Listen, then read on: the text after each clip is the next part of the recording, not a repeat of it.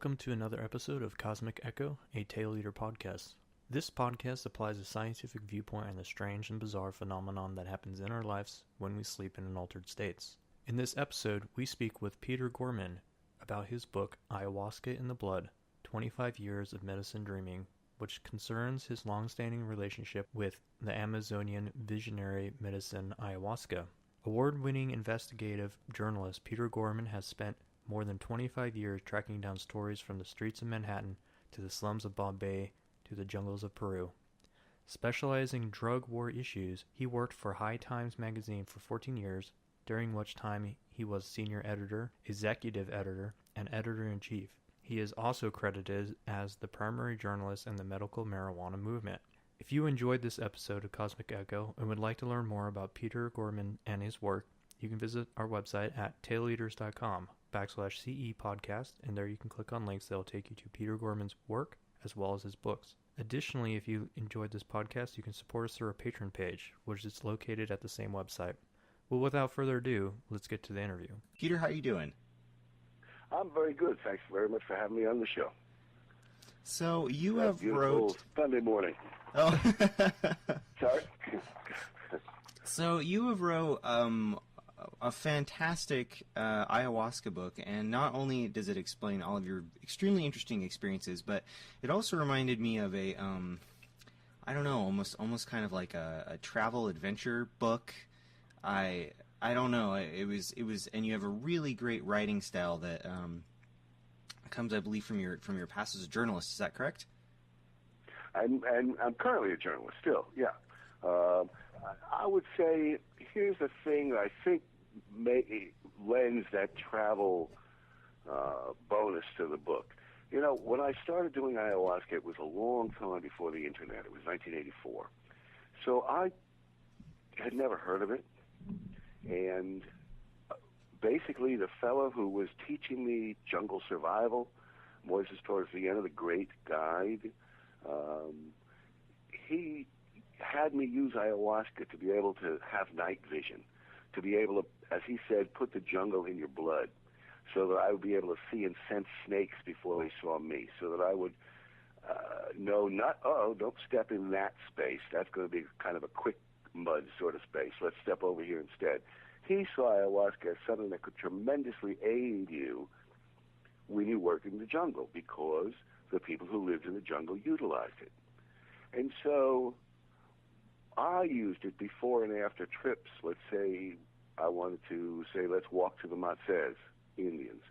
It's a 120-mile walk from where we're going to start, or a 110-mile walk. Moise would say, fine, but first we have to go see Julio. Let's drink ayahuasca. And then you'll have the strength to be able to do that walk. And so the ayahuasca became integral to the work I was doing down there, collecting pieces for the American Museum of Natural History's Hall of South American Peoples, throwaway pieces really, often broken stuff the Indians used and just tossed away, and plant collecting for Shaman Pharmaceutical.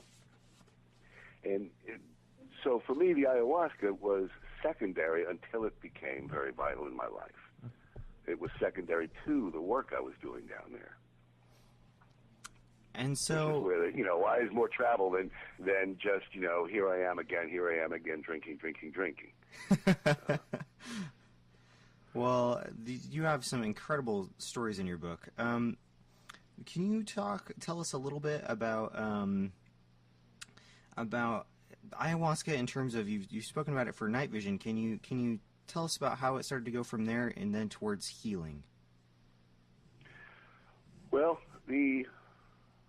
I knew on the second trip I took with Moises. The first trip, I bumped into him. I was with a couple of friends, and at first we shined him on, and he later came through in a very big and surprising way. And so we said, okay, we'll go out with you for a few days. During that time, we drank ayahuasca. It was all of us, me and my two friends, first time.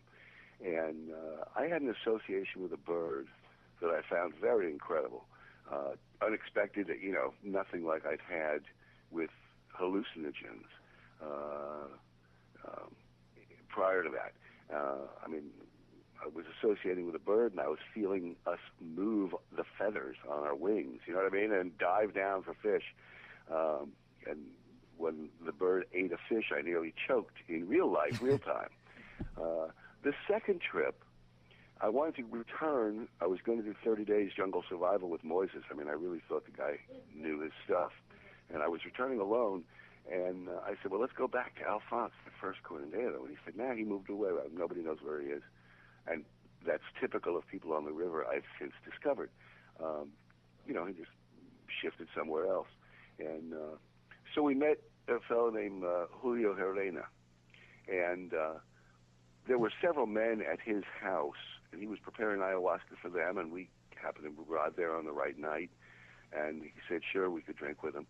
And in the course of the evening getting set up, one of the fellows pulled up his shirt and said, Julio cut out my stomach last week and, washed it in the river and put it back. He took out a huge tumor. And I laughed and said, well, you don't even have a scar. And he laughed and said, well, Julio does good work. It heals quickly. I later understood that to be a psychic surgery. Okay. So early on, I understood its use in healing, and I was curious about it. And that was the particular night where there were no visions. There was no bird. There was no association. There was nothing but Julio and Salis Navarro, the father of a couple of my team members, and Julio's only real apprentice that I knew. I mean, he had students, but the only real apprentice that I knew of Julio's. They sang on either side of me and just cut me in half. And I felt like I was just being cleaved. And then they began cleaning junk out.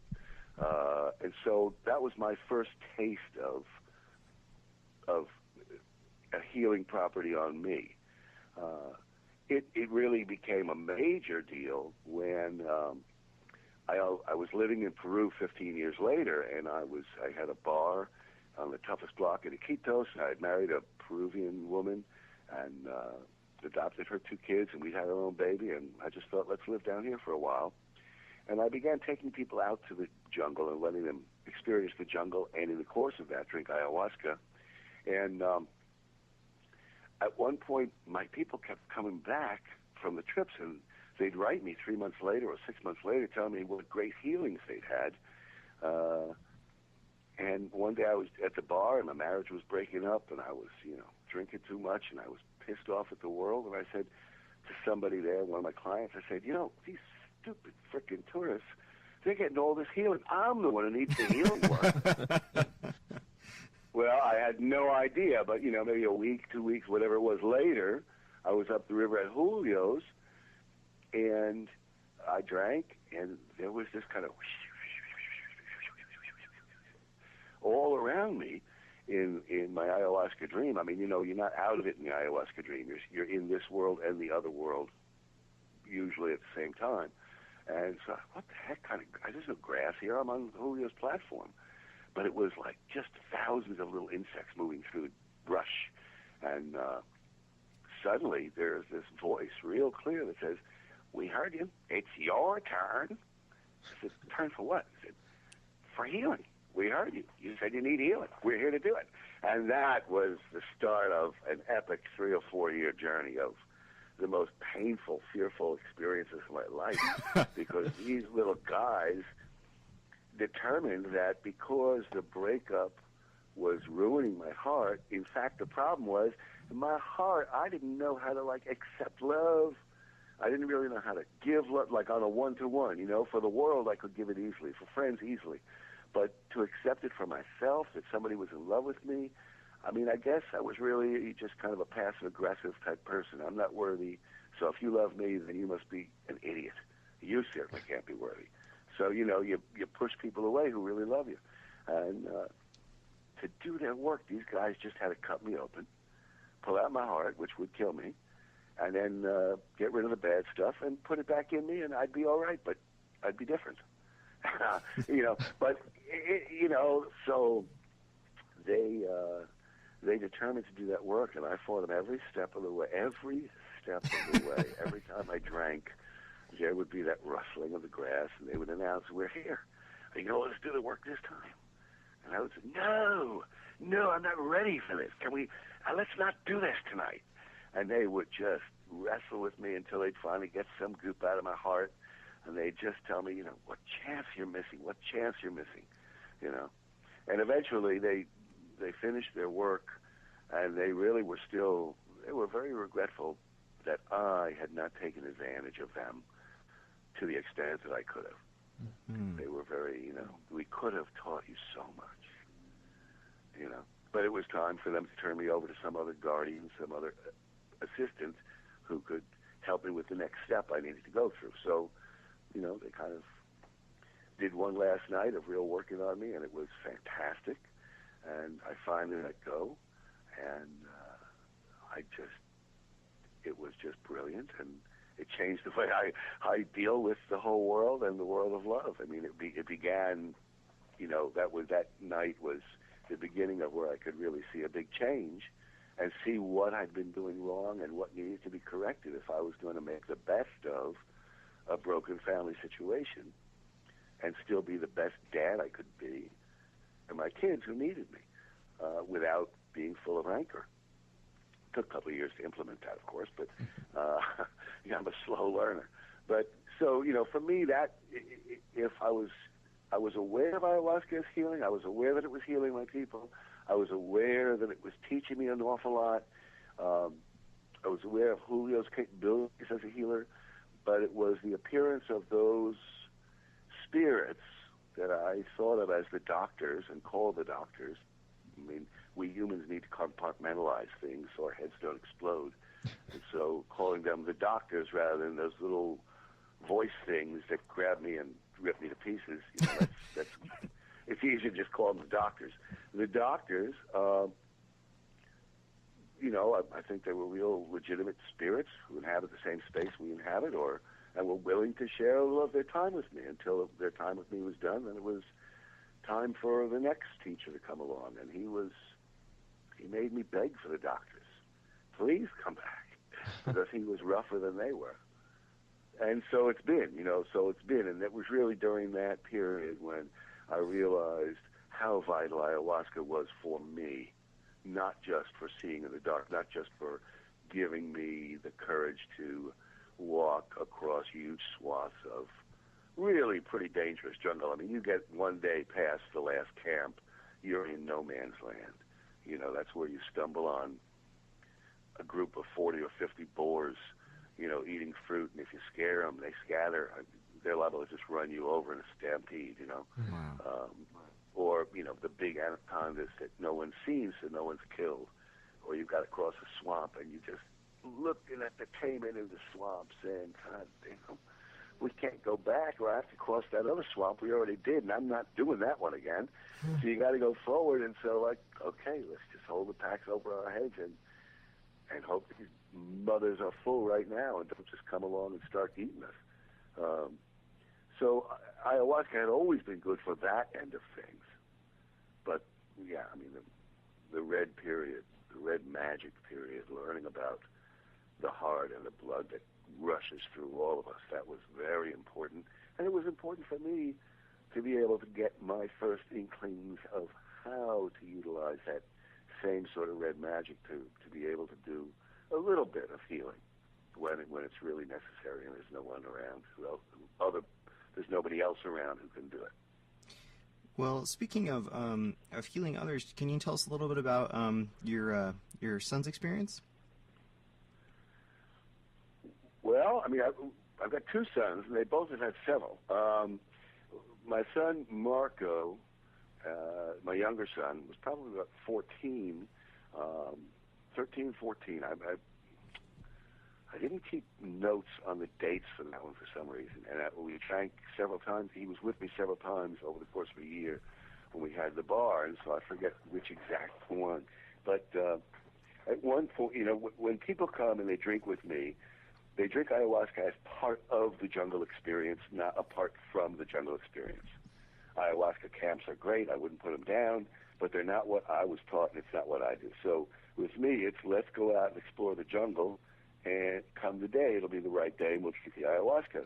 And we'll, that when you sign on to my trip, but you also know that we're also going to be taking hikes and walks and doing some plant study and maybe some plant collection and those sorts of things. And so the day of doing the ayahuasca, I always made people go out to collect the ayahuasca with us, with Julio and me. And if you're not willing to get up at 5, 6 in the morning and hike for an hour or two, then you can't drink ayahuasca that night. It doesn't matter if you paid me or not. You're still not getting the drink. It's part of the deal. And then when you come back, I normally feed everybody a nice breakfast, and then I send them out on a, could be, I mean, sometimes just 3 hours, sometimes 6 or 7 hour hike. No food, only water from plants. You cut vines and drink water, and then you come back, and there's usually a huge feast waiting. Now, while you're gone, Julio's making the medicine, or now, because Julio passed, his son is making the medicine. And when you come back, there's usually a feast in the kitchen area, and if you're so hungry that you have to eat it, do. But then, of course, you can't drink ayahuasca. Right. So, we try to coax people out of drinking the ayahuasca, or at least make sure they understand that they really do want to. And so this one particular day, Mark, who had gotten up, first time he'd ever gotten up to go help collect the ayahuasca, then he ate the breakfast, kept it very light, lots of fruit, lots of fresh vegetables and stuff, and then he did the hike. And I'd never seen him, he'd never done either one of those, the morning hike or then the all-day hike. Came back, said, I am starving. Went right to the kitchen area, came back out and said, Dad, I don't think I'm going to eat. Can I drink ayahuasca tonight? Now, being my sons and having been around Julio, he, like even my baby daughter, would get a drop on her forehead. He was old enough that he had been allowed at the end of, when everyone else had drunk ayahuasca, he was allowed to run his finger around the cup that was used and put that on his tongue. But he had never drunk ayahuasca, and I was totally intimidated by his question. But I thought, why not? He did everything he's supposed to do. He's out here working his butt off with my guests, so why not? And so I let him drink. And he had me, I drank as well, but he had me pretty much hold on to him almost all night, which is pretty much a no-no. It's a non-contact sport. But he had me hold on to him just because he was going to, float away. I mean, he absolutely was in new spaces that he could not have conceived of.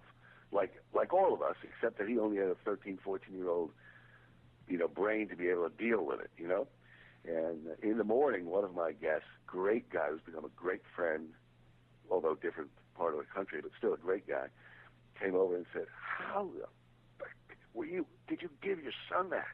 I said, what are you talking about? He said, well, I couldn't even handle it.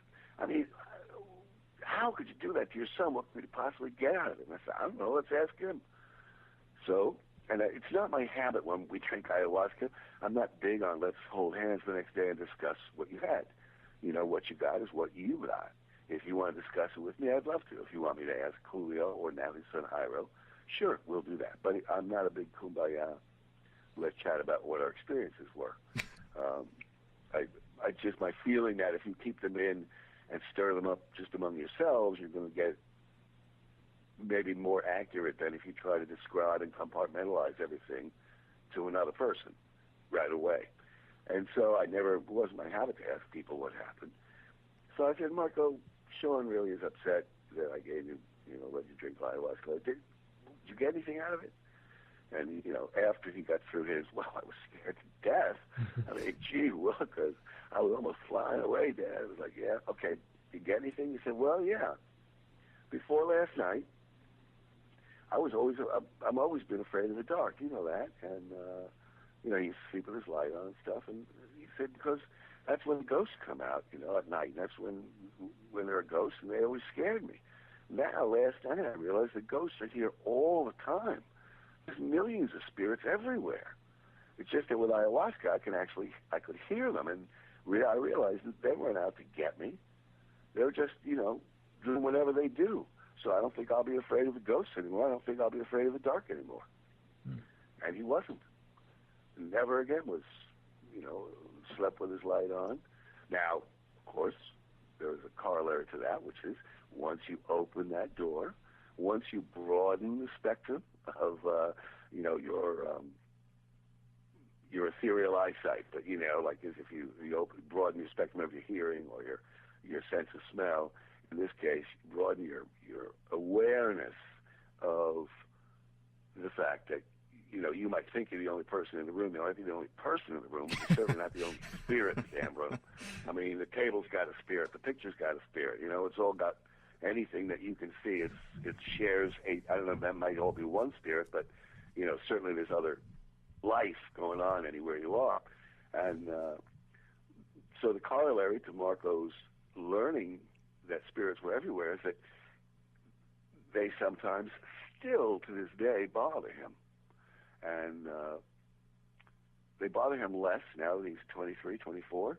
But boy, for most of his teen years, he'd call me into his room once a week. Dad, just make them shut up, all right? And I would have to go in the room and I would have to tell him, fellas, girls, you take the conversation outside or keep it down, or else include Marco. He doesn't really care if you include him, that's fine, but he just doesn't want to hear the murmuring and he can't quite get it. So it's just preventing him from sleep. And that remains true for him today. He'll go to our backyard and he'll come back sometimes, I don't know, just if we're up late or something, and he'll just go like, Dad, do you see how many there are out there? What, are they having a frickin' party? And I'll go outside and I'll see him and I'll say, yeah, I guess they're having a party, Martin. So do we want to be outside in this party? I mean, they're not really most of the time going to communicate with you, but they can still kind of be a lot of buzz interference. Through your opinion, what do you think? I don't know. What do you think the ayahuasca gets out of its relationship with people, or that the doctors get? Well, the doctors, again, this is now me compartmentalizing. So, you know what I mean? Yeah. It's like when you give a ghost a face. Well, I mean, a spirit doesn't have a face. If it had a face, it would have lips. It doesn't have lips, so what do but you see it with lips. Again, to keep your brain from exploding. So the docs have a real job, and their job, as far as I can tell, is to take real negative energy and turn it into positive energy. Take just the most horrible, the lies, the deceit, the selfishness, I mean, run down the 7 cardinal sins, you know what I mean? The sloth. Take all of that junk and maybe a lot of stuff that I don't even know because we only know what we see on this plane. But take all of that and turn it into more positive energy. So what they get out of it, I think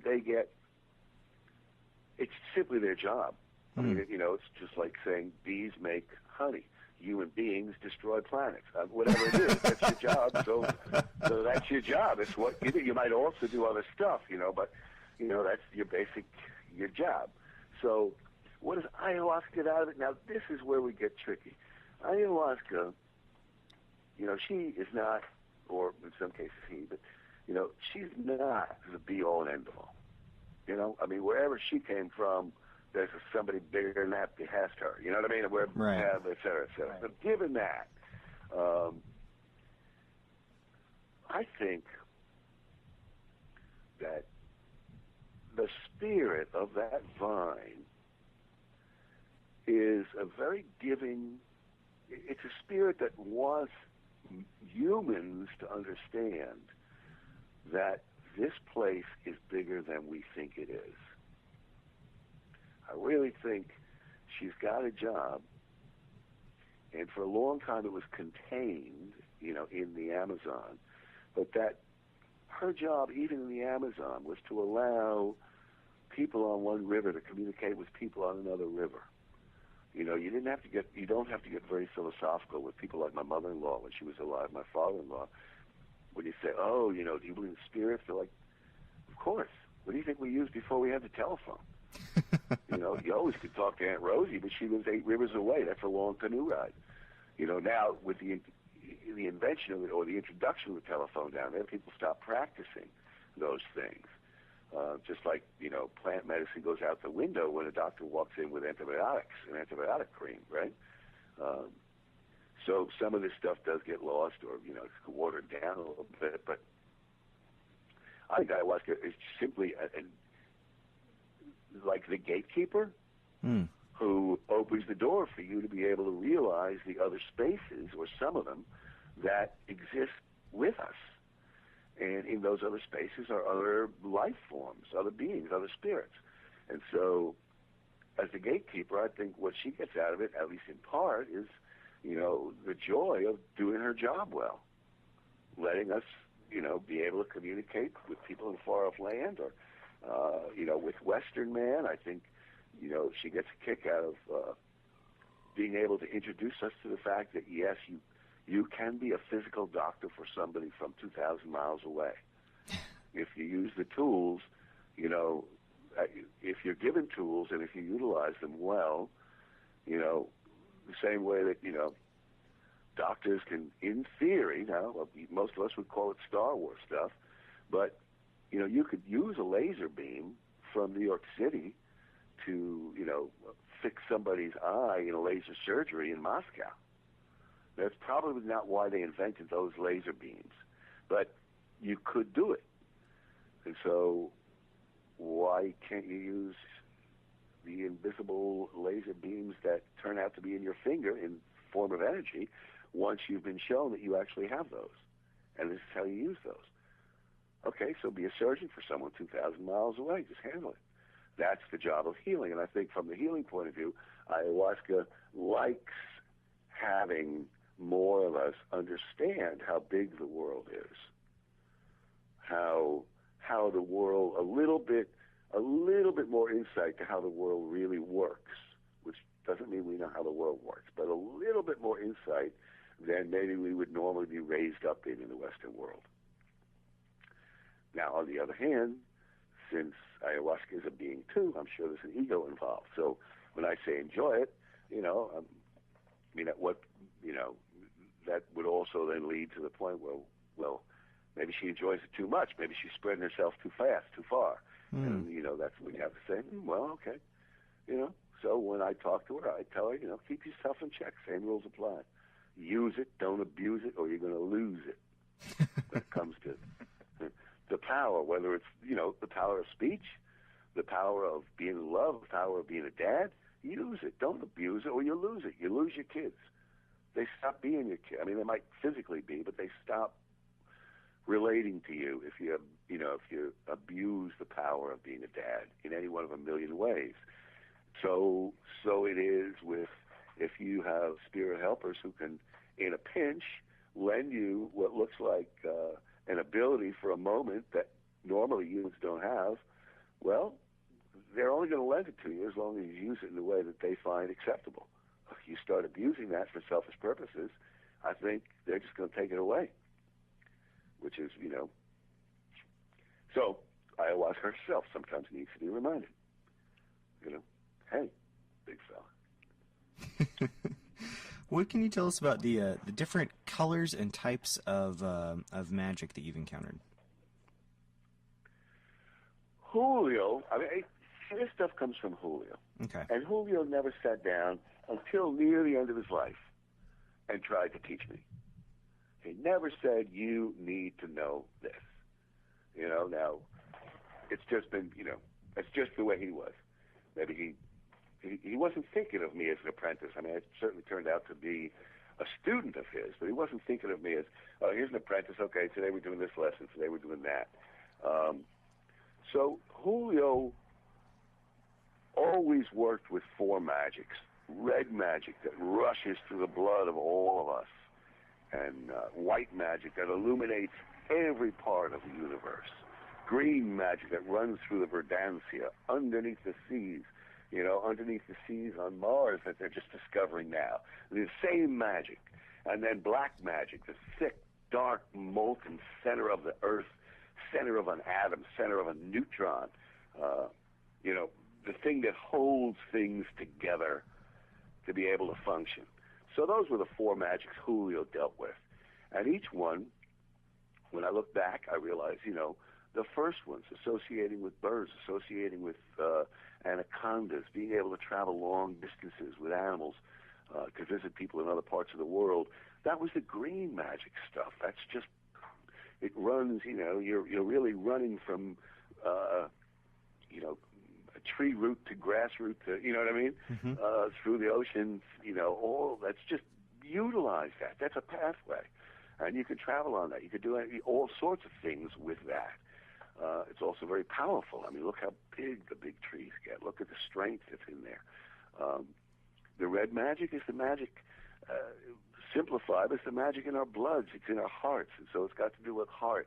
It's got to do with life force. It's got to do with the push to stay alive that all spirits have. And it's, as seen in the red of our blood. Even if our blood's not really red until it's oxygenated and all that stuff. I mean, I'm simplifying, but it's that force. The white magic is the magic that, the whole solar system, it's got these white dots, these stars, these enormous systems out there. I mean, the whole universe is, that white magic is what connects every part of our known universe and presumably all other physical universes. And then the black magic holds everything together. It's the magic in my soul that keeps me being me for the time I'm on Earth. It keeps the tree in a tree form. It keeps the desk in a desk form. It keeps the earth in an earth form. We cut away that molten magma on the inside. There is no earth, It's also, unfortunately, because it's so magnetic and has this wonderful power to be able to suck negativity out of things, which then allows a void, which allows the white to come in, which is good, bright, stuff that helps clear the air.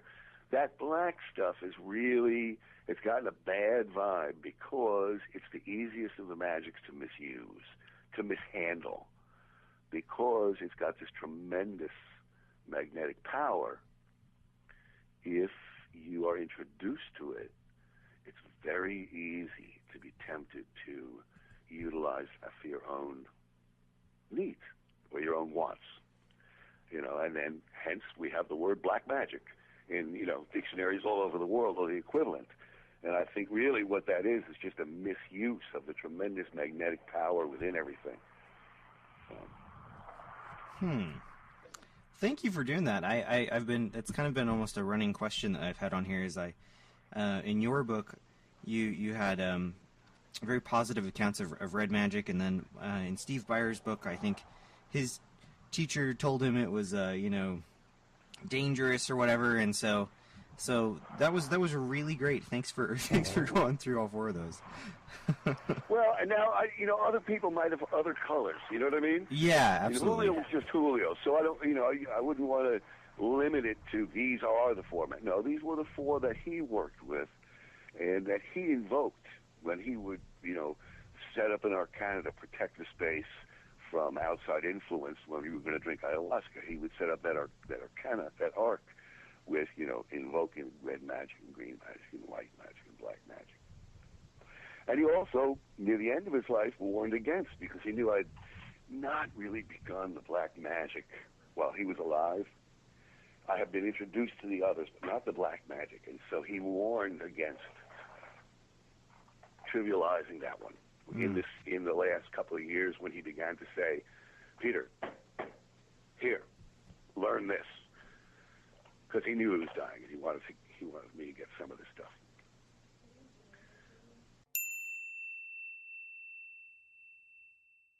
If you enjoyed this episode of Cosmic Echo and would like to learn more about Peter Gorman and his work, please visit our website at taileaters.com/CE podcast, and there you can click on links that will take you to his work as well as his books. Additionally, if you would like to support this podcast, you can support us through our Patreon page, which is located at the same website.